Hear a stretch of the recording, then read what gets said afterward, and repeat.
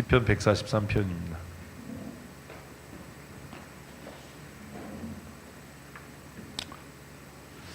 여러분 마음을 좀 바꾸셔야 돼요. 뭐 성경을 뭐 특별한 사람만 알아야 돼. 뭐 나는 성경 잘 몰라. 이런 생각을 아예 하지 말아야 돼요. 한글로 써 있는데 왜 몰라요? 한글로 된 성경 읽고 한국 사람이. 내년부터는 우리 그럼 영어로 할까요? 큐티를? 아니면 일본어로 할까? 143편 이제 시편의 중반부로 갑니다. 말씀드린 것처럼 140편 때 후반부는 할렐루야 찬송시입니다. 그래서 146편부터 시편이 할렐루야로 시작을 하지요. 할렐루야라는 말의 의미가 뭐예요? 하나님을 찬송해라, 하나님을 높여라 라는 말이잖아요. 그래서 시편 마지막 결론 부분은 그 할렐루야 찬송시라고 하는 그 구조로 대변이 되는 겁니다. 살아있는 사람이라면 다 하나님을 찬송해야 한다라고 하는 것이 시편의 결론입니다. 그래서 지금 우리가 중반에 이제 그 느헤미야 끝나고 137편부터 묵상하기 시작했는데 137편은 바벨론 포로지에서 자신들의 지난날에 경건치 못했던 예배를 회상하고 슬피 울었던 것으로 시작을 하지요. 그리고 8편, 9편, 40편, 41편 계속해서 그 예배 찬송으로 시편이 구성되어져 있는 것을 우리가 알게 됩니다. 시편 143편도 다윗의 시입니다. 우리 1절만 한번 읽어보십시다. 펜을 드시고 읽을 때 그냥 읽지 마시고요. 연필을 들고 또 뭐 스마트패드나 스마트폰을 보시는 분은 이렇게 PDF 파일로 열어서 색깔을 칠하면서 이렇게 읽는 훈련들을 하시면 훨씬 성경을 이해하는데 도움이 됩니다. 그리고 그런 훈련이 계속 반복되면 성경을 읽고 해석하는 데 전혀 어려움이 없겠죠. 1절을 우리 같이 읽습니다. 여호와여 내 기도를 들으시며 내 간구에 귀를 기울이시고 주의 진실과 공의로 내게 응답하소서. 그래서 1절이 시편 143편 전체의 서론에 해당하죠. 1절의 내용이 뭐예요? 들으시고 응답하소서예요. 이렇게 정리하시면 돼요. 1절이 뭐라고요? 들으시고 응답하소서예요. 그래서 그 응답하소서보다 시인은 어디에 무게를 두고 있어요? 하나님께서 내 기도를 들어주시기를 더 강조합니다. 그래서 첫 번째 들으시며, 두 번째 귀를 기울이시고 이렇게 이야기하죠. 하나님께서 내 기도를 들으시고 그리고 어떻게 하시기를? 응답하시기를. 그런데 어떻게 응답합니까? 진실과 공의로. 정리가 된 거예요. 서론인데 기도하는 자의 태도인 거예요. 기도하는 사람이 가져야 하는 태도가 뭐예요? 하나님께서 내 기도에 응답하시기를 바라는 마음으로 기도해야 되는 겁니다. 그래서 그냥 모여서 그냥 뭐 기도한다고 해서 이게 사실은 기도가 아닌 겁니다. 그런데 하나님께서 내 기도를 들으시고 귀를 기울이셔서 응답하시는데 어떻게 응답하세요? 진실과 진실과 하나님의 의로 응답하십니다. 그러면 기도하는 사람의 기본적인 자세가 어때야 되겠어요? 하나님 앞에 진실해야 하고 하나님 보시기에 공의로워야 합니다. 만약에 그가 하나님 앞에 진실하지 않고 하나님 앞에 공의롭지 않다면 그의 기도에 대한 하나님의 응답, 진실과 공의로 응답하시는 하나님의 응답은 그 사람에게 뭐가 될까요? 심판이 됩니다. 이런 경우에는 이제 기도 안 하는 게 나은 거예요. 기도하는 것보다. 그래서 하나님께서 응답하시는데 우리는 하나님의 기도의 응답이 내가 원하는 대로 내 소원을 들으시기를 그렇게 바라잖아요. 그런데 오늘 이 본문에서 시인은 뭐라고 이야기하냐면 하나님 내 기도를 들으시고 내 기도에 귀를 기울여 주십시오. 그리고 내 기도에 응답하시는데 어떻게 해요? 진실하신 하나님께서 하나님의 공의로 내 기도에 응답해 주십시오예요. 자, 공의가 뭐죠? 공의가 뭐예요? 어렵지 않아요. 이걸 자꾸 어렵게 생각하니까 답을 못 하는 거예요. 공의가 뭐예요? 어떤 게 공이에요? 영이라 어떤 게 공이야? 음, 그래, 그거야. 공의가 뭐냐? 선한 것을 선하다고, 악한 것을 악하다고 하는 게 공의예요. 그런데 내가 하나님 앞에 기도를 해요.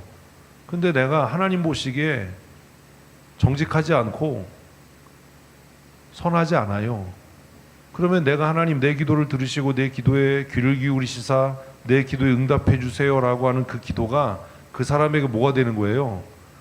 심판이 되는 겁니다. 기도하는 행위가 중요한 게 아닙니다. 그래서 기도자가 갖춰야 될 1절에서 삶을 보는 거죠. 어때야 된다? 하나님 보시기에 정직하고 하나님 앞에 공의로운 삶을 살아야 내 기도가 나에게 뭐가 되지 않는다? 심판이 되지 않는다. 오늘 오전에 말씀을 나누면서 기독교를 우리가 말씀의 종교라고 하고 체험의 종교라고 한다. 어려서부터 저는 그렇게 듣고 배웠거든요. 그러면 말씀을 듣지 않고 말씀이 들리지 않고 말씀을 읽어도 깨닫지 못한다면 그는 기독교인이 아닌 겁니다. 살아계신 하나님을 삶을 통해서 경험하지 못한다면 그도 역시 우리가 일반적으로 정의하는 기독교인은 아닌 겁니다. 왜요? 기독교를 정의할 때 기독교를 무슨 종교? 말씀의 종교, 그리고 무슨 종교? 체험의 종교라고 정의하는데 그가 말씀을 듣지도 못하고 깨닫지도 못하고 기도의 응답으로 하나님의 살아계심을 체험하지도 못하고 교회에 나온다면 그는 그냥 종교인이지 기독교인은 아닌 겁니다. 이런 좀 고민을 하셔야 돼요. 그러면 1절을 읽고 왜 하나님께서 내 기도에 내가 체험할 수 있는 응답을 하지 않으시는가 라고 생각을 해보면 이미 정리가 된 거죠. 내가 하나님 앞에 정직하지 않기 때문이고 하나님 앞에 공의를 행하지 않기 때문입니다. 이런 게 그냥 주절주절 정리를 하는 거예요. 아, 그래야 되는 거구나. 그러니 내 삶이 하나님 보시기에 어떻고 진실하고 하나님의 법을 공의롭게 행하는 사람이 되어야 하는 거구나. 1절을 읽으면 이제 그런 것들이 적용으로 이렇게 주절 쓰면 되는 거예요. 2절을 읽습니다. 주의 종에게 심판을 행하지 마소서.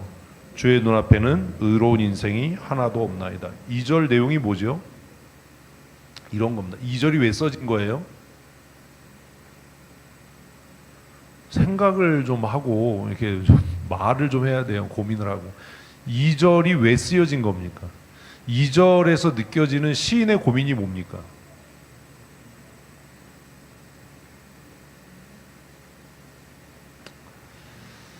아이 참. 이러면은 이렇게 그냥 말도 안 하고 이러면은 나아지지 않아요. 이건 배우는 사람의 그 자세가 아닌 거예요. 자, 다시요. 제가 1절에서 왜 그렇게 설명했냐면 이런 거예요. 1절에서 우리가 하나님 보시기에 정직하지 않고 하나님의 공의를 행하지 않는다면 내 기도가 뭐가 된다고요? 내 심판이 되는 겁니다. 응? 나를 향한 심판이 되는 겁니다. 그렇게 설명한 근거가 2절 때문입니다. 사실은 2절에서 시인이 뭐라고 이야기하는 거예요? 자기가 하나님 내 기도에 응답하시고 내 기도에 귀를 기울여 주세요 이렇게 기도를 했단 말이에요. 그리고 나서 하나님께서 정직하게 하나님의 공의로 내 기도에 응답해 주세요라고 기도를 했어요. 그리고 가만히 생각해 보니까 자기가 볼 때는 자기 행위가 하나님 앞에 정직하고 자기가 볼 때는 자기가 하나님의 공의를 행했지만 이거 안 했다고 하면은 이제 이거는 글을 이해를 못하는 거예요. 진짜 행했지만 혹시라도 내 생각과 다르게 하나님께서 보실 때 너 정직하지 않은데? 너 공의를 행하지 않은데? 이러면 내 기도가 나에게 뭐가 되는 거예요? 심판이 되는 거예요. 그래서 2절에서 시인이 뭐라고 그러는 거예요? 나에게 내가 1절에 기도한 그것 때문에 나를 심판하지 말아 주십시오. 왜? 혹시라도 내가 하나님 보시기에 부정하고 혹시라도 내가 애쓰고 노력해서 하나님의 공의를 행하려고 살아왔지만 내 행위가 하나님 앞에 공의롭지 않을 수도 있으니까, 그래서 뭐라고 얘기냐면 하나님의 눈앞에 누가 정직하고 공의로울 수 있겠습니까? 라고 얘기를 하는 거예요. 이러면 1, 2절이 이해가 되잖아요. 이해되셨어요? 네? 그러니까 시인이 자기 딴에는, 우리도 그렇잖아요. 내가 정말 열심히 말씀대로 살려고 노력을 해. 하나님 앞에 정직하게 살려고 노력을 하고 하나님의 법을 지키려고 해.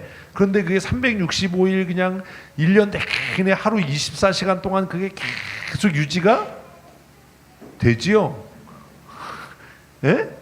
유지됩니까? 안 되잖아요. 어떤 때는 막 낙심하기도 하고, 또 어떤 때는 그냥 반딧불도 아닌데 뭘 해요? 발광을 하잖아. 예? 반딧불도 아닌데 발광을 해, 막. 발광을 해. 그리고 나서 좀 이렇게 마음이 안정되고 나면 뭐 해요 또? 후회를 하잖아. 내가 왜 그랬을까? 내가 한심하다. 뭐 이러잖아요. 어? 그 얘기예요. 그래서 내가 열심을 내고 막 하나님의 말씀대로 살아야지, 이렇게 내가 업돼 있을 때는 하나님이 나를 감찰하시고 하나님이 내 행위를 살펴도 내가 뭐 할 것 같아? 당당하고 떳떳할 것 같단 말이에요. 하나님 정직과 공의로 심판하셔도 됩니다. 그랬는데 막 이렇게 우리가 이제 하얀 곡선을 막 땅굴을 파고 막 두더지도 아닌데, 이럴 때는 하나님이 하나님의 공의와 하나님의 정직으로 나를 감찰하시면, 아, 누가 먼저, 내가 먼저 죽겠다. 어? 이런 염려가 우리들만이 아니라 누구도, 다윗도 그런 염려를 했던 걸로 보이는 거예요. 그래서 뭐라고 이야기해요? 하나님의 정직과 하나님의 공의로 나를 심판하지는 말아 주십시오. 내가 내 기도에 귀 기울이시고 내 기도를 들으시고 하나님의 정직과 공의로 심판해 주십시오, 이렇게 응답해 주십시오라고 기도했다고 해서 그럼 너부터 한번 살펴보자, 이렇게나 하지 말아주세요. 1절 2절이 그런 거예요. 재밌잖아요 이러면. 응? 또 말 대답도 안 해. 주의 눈앞에는 의로운 인생이 하나도 없습니다. 그러니까 뭐라고 그러는 거예요? 나도 하나님 보시기에 의롭지 않을 수도 있습니다. 그런데 이제 고개를 드시고, 그러면 나하고 그놈하고 다른 게 뭐죠?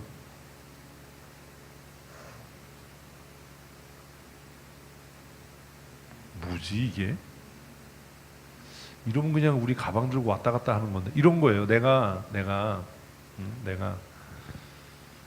하나님, 저놈의 새끼가 나를 괴롭게 하고 힘들게 하고 나를 자꾸 유혹하고 낙심하게 하니까 내 기도를 들으시고 내 기도에 귀를 기울이셔서 하나님의 정직과 하나님의 공의로 저놈의 새끼를 심판해 주세요. 이렇게 기도를 한 거예요. 내 기도에 응답해 주세요. 그래 가만히 생각해 보니까 나나 그놈이나 피차마차 쌍마차인 거지. 그래서 하나님이, 야, 개를 죽이기 전에 너부터 한번 조사해 보자, 이러면 누가 먼저 망하는 거예요? 내가 먼저 망하는 거잖아. 망하더라도 그놈이 먼저 망하고 나중에 망해야 덜 서운한데, 그러니까 시인이, 그러나 하나님, 에? 하나님, 나는 심판하지 말아주세요. 아무리 우리가 정직하게 선하게 산들 하나님 눈에 정직하고 선할 수 있는 사람이 어디 있겠습니까? 그러면 하나님께서 내 기도를 들으시고 내 원수를 심판하셔야 될 근거가 뭡니까? 나하고 그놈하고 다른 게 뭡니까? 혜정아, 다른 게 뭐야? 3절 읽어봐. 3절. 2절 읽어봐. 2절이었나? 2절이었다. 2절을 안 끝냈구나. 2절 읽어봐. 크게. 됐어. 뭐? 주의 종. 나하고 그놈하고 다른 게 뭐야? 어? 나는 하나님의 백성이고 그놈의 새끼는 하나님의 백성이 아닌 거야. 똑같은 불의를 행해도. 그래서 갑자기 시인이 주의 종이라고 자기를 얘기를 하는 거예요. 주의 종이. 에이. 3절 읽습니다. 원수가, 근데 3절은요 정신 차리고 잘 읽으셔야 돼요. 3절 천천히 정식 시작.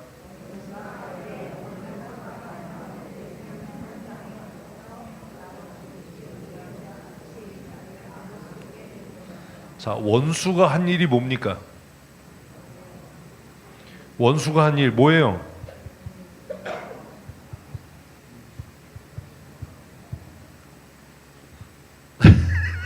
고개를 들고 하나님께서 하신 일은 뭡니까? 3절에서 너 뭐 훔쳐먹었어? 왜 딸꾹질하고 그래? 왜 너는 성경 안 보고 있어? 이제 꺼내냐? 3절 보면 혜정아 뭐가 이상하지 않아? 3절 읽으면? 이제 혜정이가 속으로 오늘은 왜 나지?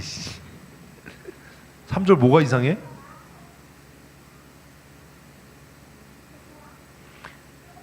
뭐가 이상해? 영이라 뭐가 이상해? 3절 몰라?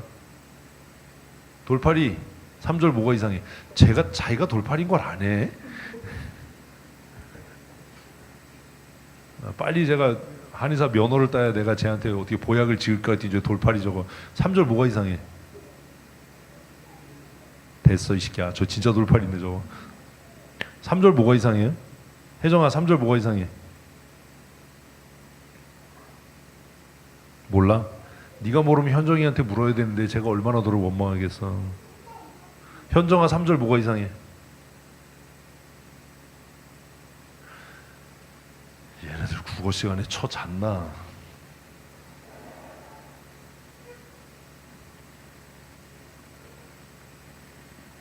혜정아 3절 다시 읽어봐.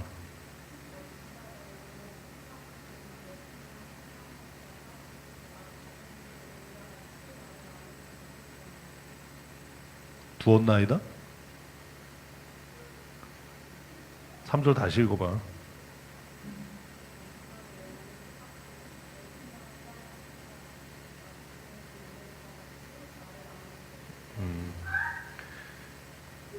지금 너 뭘로 읽는 거야? 무슨 성경으로 읽고 있는 거야? 큐티책에 있는 거 읽는 거야? 그럼 지금 이 성경에 다른 번역에는 두셨나이로 돼 있어요. 종이 성경이 지금 뭐로 돼 있어요? 두었나이다로 돼 있어요. 옛날 성경이 두셨나이로 돼 있어요. 그래서 이걸 이제 바꾼 거야. 그래서 이 원래 용어를 보면 원수가 그렇게 했는데 그 속에 하나님이 나를 두신 거예요. 그 번역을 하면서 이런 문제가 생기는 거예요. 원수가 한 일은 뭐예요? 나를 뭐 한 거야? 핍박한 거예요. 나를 땅에 엎은 거야. 응? 땅에 나를 엎었어. 근데 엎어졌어.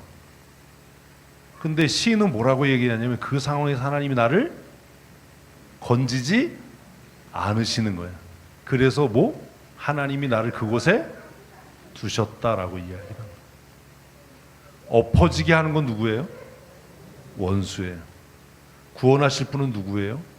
하나님이에요. 근데 그 하나님이 지금 나를 구원하지 않으셔. 그래서 뭐라고? 두셨나이다. 어려움 속에 처하게 하는 건 원수예요. 그러나 그 어려움에서 우리를 건지실 분은 누구예요? 하나님이.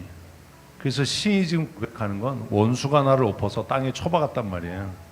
그런데 하나님께서 나를 그곳에서 어떻게 하시기를 구원해 내시기를 구하는 거예요. 아, 새로운 성경이 그렇게 돼 있구나.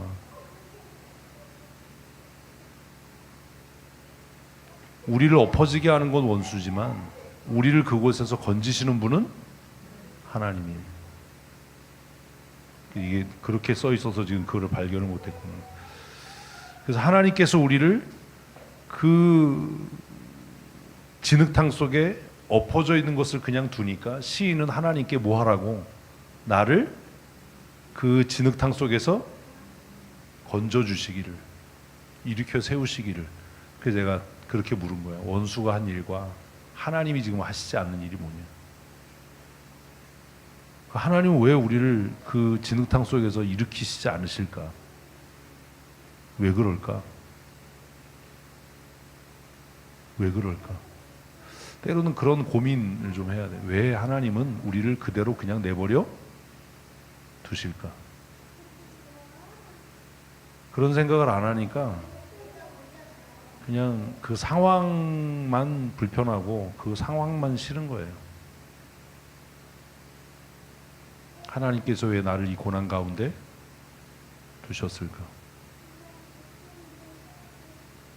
그 복음성가 가사에 있잖아. 왜 나를 깊은 어둠 속에 홀로 두시는지.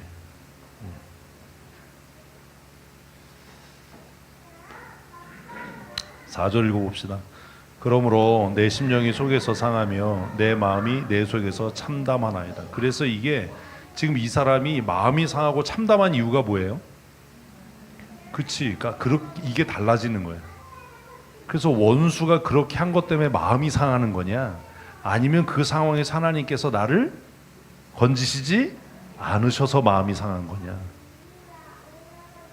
어떤 거예요? 그런 생각들을 좀 우리가 해야 되는 거죠. 그래서 정말로 우리의 마음이 상해야 되는 건 어떤 거냐 하면, 우리는 대부분 내가 야단 맞았어, 내가 책망을 들었어, 내가 부끄러워졌어, 내가 수치스러워졌어, 이것 때문에 우리의 마음은 상하는데, 우리가 마음이 상해야 되는 건 뭐야?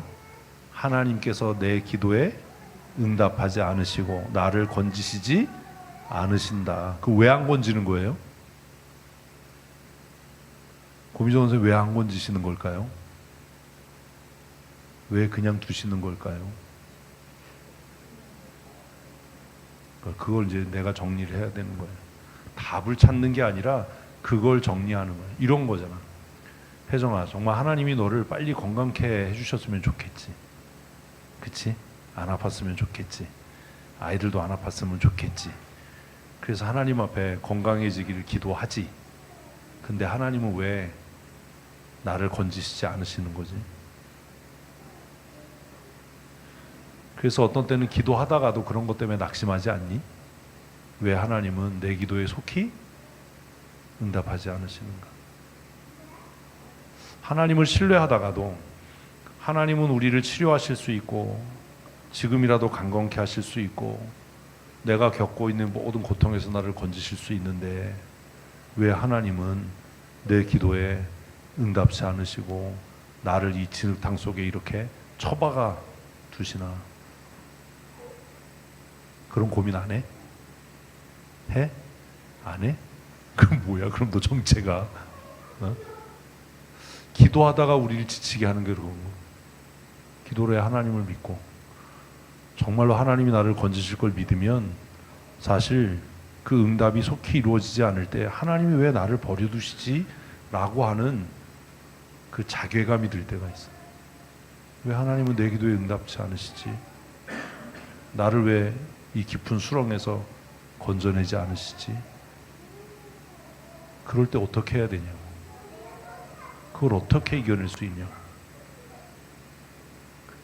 많은 사람들이 기도하다가 낙심하는 이유가 그거예요. 기도하면 하나님이 응답하시고 치료하시고 들으시고 그래. 그래서 그래요?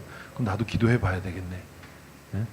그래서 막 잠이 안 오는 밤에 하나님 오늘 밤 깊은 잠을 자게 해주세요. 근데 더 말똥말똥해져. 그냥 온 밤을 뜬 눈으로 지새는 거예요. 하나님, 이 고통에서, 이 정말 힘겨움에서 나를 건져주세요. 마귀의 참소에서 나를 지켜주세요. 근데 내 안에 그 시끄러움이 끝나지 않아. 내 그 통증이 가시질 않아. 그때는 어떻게 해야 되나? 예배자로 살아가면서 그런 힘겨움을 우리가 어떻게 이겨내야 될 수 있을까? 그냥 교과서적인 답은 우리가 기도하면 하나님이 들으시고 우리가 부르짖어 간구하면 우리의 기도에 하나님이 귀를 기울이셔서 우리를 말할 수 없는 고통 가운데 건지신다고 배웠는데 왜 실제로 내 삶에는 이런 일이 일어나지 않는 건가? 그럴 때 어떻게 이겨낼 수 있냐는. 근데 이런 시를 이렇게 읽으면 우리만 그랬던 것이 아니구나. 다윗도 그것 때문에 지금 뭐 한다고? 내 심령이 속에서 상하며 내 마음이 내 속에서 어떻대요? 참담하대요. 기도하는 사람들이 때로 겪는 참담함이 이런 거예요. 사역을 하면서 겪는 참담함이 이런 거예요. 막 교회에서 막 헌신해, 막 열심히 사역하고 내 건강도 안 돌아보고 막 열심을 내. 그런데 직장에서 승진해서 밀리고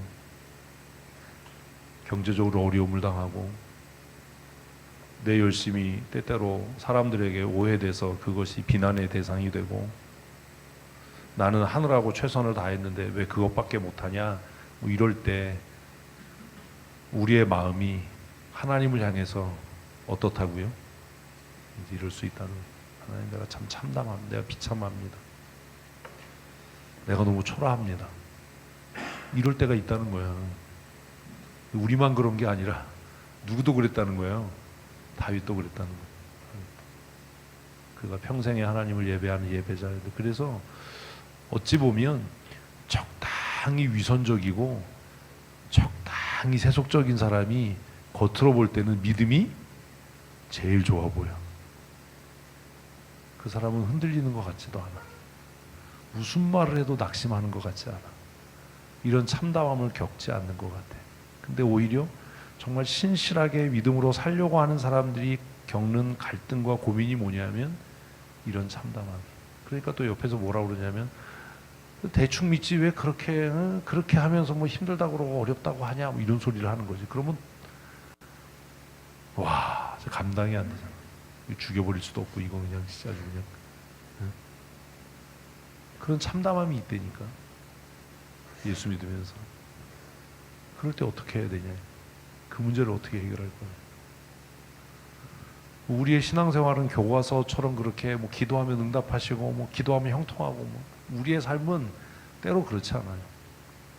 그래서 지금 다윗이 하나님께서 나를 원수들의 손에서 모하지 않으셔서 그 흑암 속에서 나를 건져내시지 않아서 내 마음이 참담하다. 그래서 1절이 다시 이해되는 거예요. 그래서 내 기도를 응답하시고 내 부르짖는 소리에 귀를 기울여 주셔서 지금 이 흑암 가운데서 나를 건져 주십시오. 5절이 이제 그 해결 방안이 되는 거예요. 혜정이 5절 읽어봐.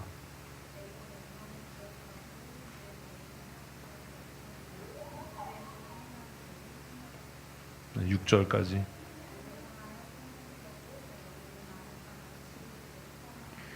이게 이제 비결인 거야. 왜 우리가 성경을 배워야 되냐? 왜 성경을 알아야 되냐? 다윗은 뭐라고 얘기해? 지금 당장 하나님이 나를 그 원수의 손에서 구원하지 않아. 그냥 흑암 속에 나를 두셔. 그래서 야, 내가 정말 비참하다, 참담하다. 내가 기름 부음 받았는데 이렇게 뭐 쫓겨 다녀야 되나? 내가 왜 이렇게 살아야 되지? 왜 하나님은 나를 왜 구원하지 않으시지? 왜 내 기도에 응답하지 않으시지? 그러면 하나님을 원망해야 되나? 적당히 해야 되나? 적당히 타협해야 되나? 그래서 옆에서 어떤 사람들은 뭐 이렇게 신앙생활 힘들게 어렵게 하면서 힘들다 그러고 피곤하다 그러고 뭐 어렵다 그러냐? 그러면 나도 그러면 적당히 믿어야 되나? 적당히 선을 두고 내가 정한 선을 넘지 않고 그냥 그렇게 해야 되나? 막 이런 고민. 다윗에게는 그게 무슨 고민이냐면, 그럼 내가 사울에게 항복하고 내가 왕이 안 될 거예요 이러고 하나님께서 나를 부르신 것을 내가 부정하고 내가 그렇게 적당히 살아야 되나? 그때 다윗이 했던 게 뭐라고? 옛적에 하나님이 행하신 일을 내가 기억한다. 그래서 우리가 성경을 배우는 거야. 우리의 마음이 낙심되고 우리의 마음이 참담해질 때 하나님께서 옛적에 이스라엘 백성들에게 행하셨던 일들,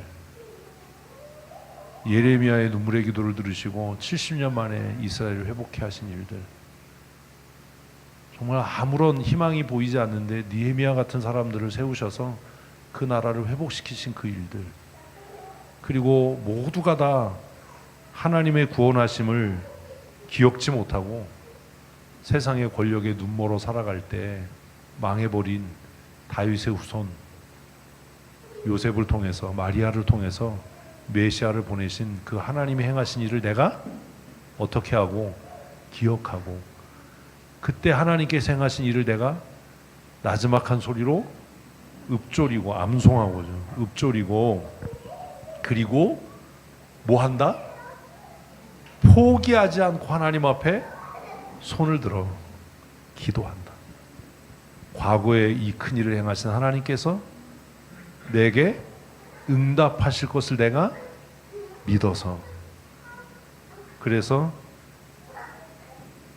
주를 향하여 손을 들고 내 영혼이 무엇같이 마른 땅같이 주를 사모합니다. 그리고 가로치고 음표가 있는 거야. 그래서 이게 하이라이트인 거지. 그래서 시인은 지금 말할 수 없는 참담함 가운데서 어떻게 그것을 이겨낸다고? 과거에 하나님이 행하신 일들을 기억하고 그 일들을 조용히 읊조리며 내 손을 하나님을 향해 높이 들고 하나님 앞에 부르짖어 기도하면서 하나님의 응답을 갈급한 마음으로 사모하는 것이 내가 이 기가 막힌 상황을, 이 참담한 상황을 이겨낼 수 있는 힘이다. 그러면 이제 우리는 이걸 묵상하면서 아, 그런 거구나. 힘들고 어려울 때 사람 의지하고 뭐 누구한테 뭐 내 상황이 이래요, 내 상황이 저래요가 아니라 하나님을 향하여 내 손을 어떻게 하고 높이 들고 마른 땅이 단비를 기다리는 것처럼 내가 하나님의 응답을 기다려야 하는 거구나. 묵상을 통해 이런 걸 배우는 거야. 아, 그런 거구나. 우리의 믿음의 조상들이 이렇게 살았구나. 이렇게 살았더니 하나님께서 다윗의 삶을 어떻게 하셨다고요? 이제 모르면 이게 안 되는 거예요. 아, 그렇게 살아서 어떻게 끝났는데요? 어떻게 끝났어요? 다윗의 마지막 삶이 어땠냐고. 가장 영화로운, 가장 존경받는, 하나님 앞에 가장 정직하고 선한 사람으로 평가되는, 모든 선한 길을 행한 자의 아비가 되는 삶을 하나님께서 살게 하셨다면, 아, 내가 이렇게 살 때 하나님께서도 나의 삶을 다윗같이 살게 하시겠구나. 비록 사울의 손에 쫓겨다니는 삶을 살았지만 아기스 앞에서 미친 척하고 침을 질질 흘려야 하는 그런 참담한 시간들을 보내야 했지만 하나님을 향해서 손을 높이 들고 마른 땅이 단비를 사모하는 것처럼 하나님의 은혜를 구할 때 하나님께서 내 삶도 이렇게 하시겠구나. 그런 것들을 배워가는 거예요. 그리고 여기다 쓰는 거야. 지금 내 참담한 상황을, 내가 무슨 고민을 하는지를. 7절 우리 같이 읽습니다. 여호와여 속히 내게 응답하소서. 내 영혼이 피곤하나이다. 주의 얼굴을 내게서 숨기지 마소서. 내가 무덤에 내려가는 자 같을까 두려워하는. 여기서부터 이제 탄원이죠. 속히 응답해 주십시오라고 하는 탄원. 하나님께서 속히 응답하지 않으면 내가 어떤 자와 같다? 무덤에 내려가는 자처럼 아무런 희망이 없습니다. 그러니 이 시인은 뭐가 없는 거예요? 하나님 외에 다른 대안이 없는 거예요. 우리의 기도가 속히 응답되지 않는 이유 중에 하나가 뭐냐면 우리는 어쩌면 하나님 외에 다른 너무나 많은 대안들을 갖고 사는 건 아닐까. 시인은 자신의 영혼이 음부로 내려가는 것 같은 그런 상황 속에서도 나는 하나님 외에 다른 대안을 갖지 않습니다. 하나님만 바라봅니다. 그러니 하나님 속히 내게 응답하셔야 합니다. 8절 아침에 나로 하여금 주의 인자한 말씀을 듣게 하소서. 내가 주를 의뢰함이니이다. 내가 다닐 길을 알게 하소서. 내 영혼을 주께 드리미니이다. 그래서 8절은 조금 아까 이야기한 것의 증거예요. 9절 여호와여 나를 내 원수들에게서 건지소서. 내가 주께 피하여 숨었나이다. 주는 나의 하나님이시니 나를 가르쳐 주의 뜻을 행하게 하소서. 주의 영은 선하시니 나를 공평한 땅에서 인도하소서.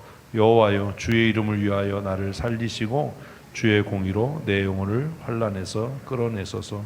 주의 인자하심으로 나의 원수들을 끊으시고 나의 영혼을 괴롭게 하는 자를 다 멸하소서. 나는 주의 종이니이다. 그래서 아까 질문이 그거야. 나하고 그놈이 다른 게 뭐냐? 나는 뭐라고? 주의 종입니다. 나는 주의 종입니다. 그래서 구원의 확신이 굉장히 중요한 거예요. 내가 누구냐? 내가 누구냐? 내가 정말 구원받은 하나님의 백성이냐? 하나님의 자녀냐? 라고 하는 그 정체성이 정말 중요한 거예요. 자기 자신에게 대한 구원의 확신, 이게 있어야 됩니다. 내가 그놈들하고 다른 이유, 똑같이 거짓말하고 때때로 똑같이 실수하고 실족하더라도 절대로 같을 수 없는 이유는 나는 뭐다? 하나님의 택함받은 주의 종이다 라고 하는 정체성을 명확하게 해야 한다라는 거죠.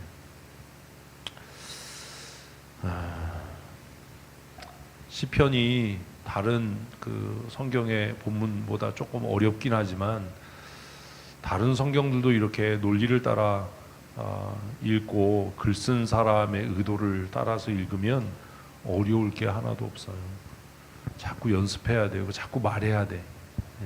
자꾸 대답 안 하고 말하지 않으면 그 내게 안 돼. 주일 되기 전에 찬양곡을 고르면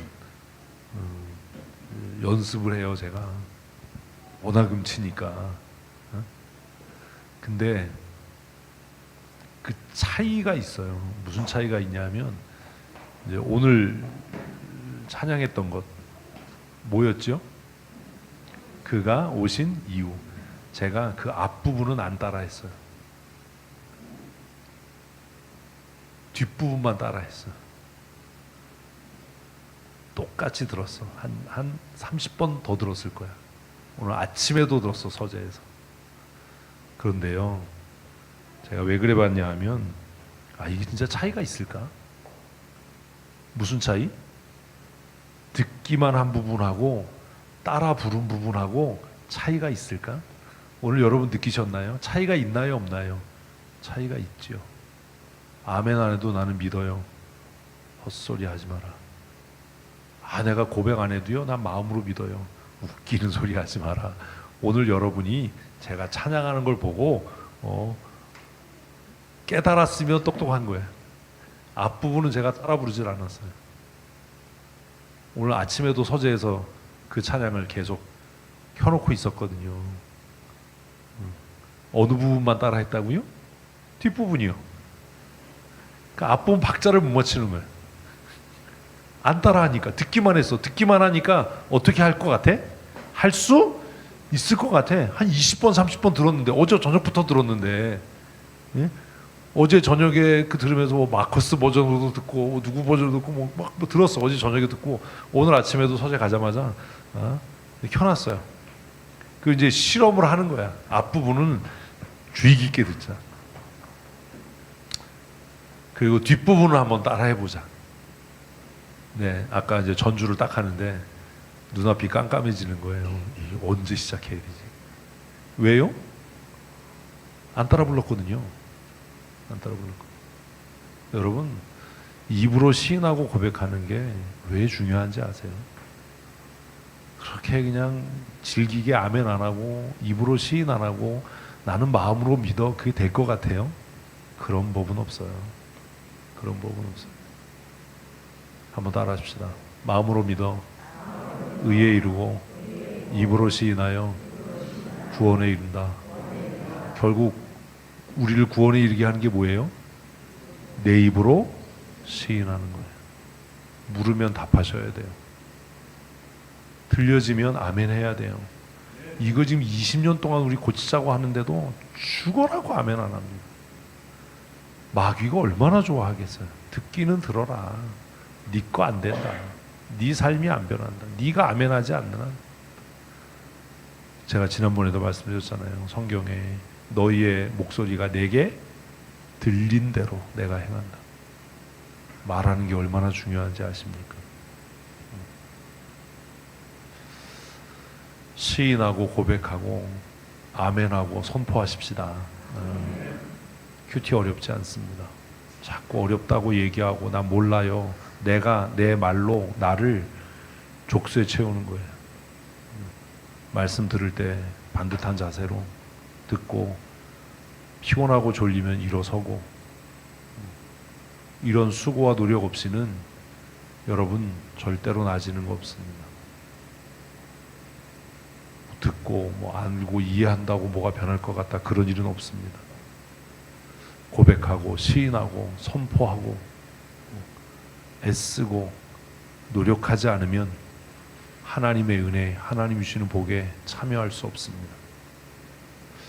새로운 각오와 다짐으로 올해를 정리하면서 새해부터 말씀 묵상학교에도 열심히 나오시고 또 매일 성경을 읽고 묵상하고 나서 바로 기도하고 그리고 입으로 시인하고 고백하고 선포하는 그런 삶을 살아서 누가 옆에서 무슨 소리를 하든 우리의 마음이 흔들리지 않고 위축되지 않고 때때로 하나님께서 왜 내 기도에 응답하지 않으시지, 왜 나를 이런 어둠 속에 버려두시지, 이렇게 우리의 마음이 참담해질 때라도 시인이 했던 것처럼 하나님의 말씀을 읊조리는, 입으로 고백하는, 입으로 시인하는, 그리고 하나님을 향해 손을 높이 들고 감으로 메마른 땅이 단비를 사모하는 것 같이 하나님의 응답을 사모하는 믿음의 삶을 살아서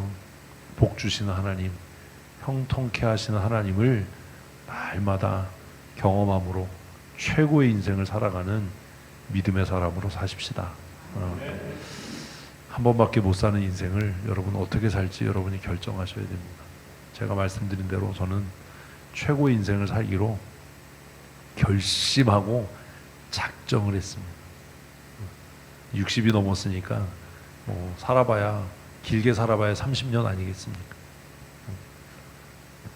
아까 점심 먹는데 연락이 왔다고, 그 외숙모님이 돌아가셨다고 연락이 왔대요.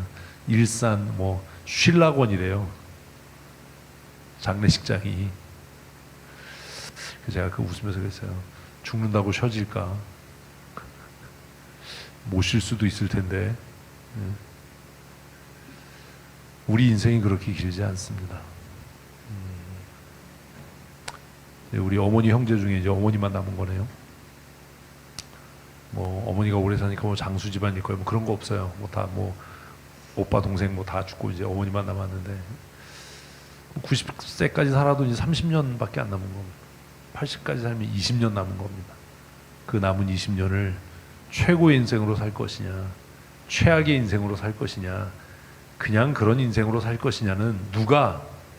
여러분이 결정하는 거예요. 스스로가. 우리 최고의 인생을 사십시다. 감사함으로. 어떤 상황에서도 뭐하고? 감사하고 하나님을 끝까지 신뢰함으로 낙심하지 않는, 우리의 마음에 두려움과 낙심이 찾아오면 시인이 고백했던 것처럼 하나님이 행하신 일을 어떻게 하는? 읊조리는, 입으로 시인하는. 근데 읊조리려면 뭘 알아야 읊조리지, 수리수리 마수리를 할 것도 아니고, 하나님이 행하신 그 일을 우리의 입으로 시인하고 고백하고 하나님을 향해 손을 높이 들고 간절한 마음으로 응답하시기를 사모하는 그런 삶을 살아서 최고의 인생을 사는 믿음의 사람들 되십시다.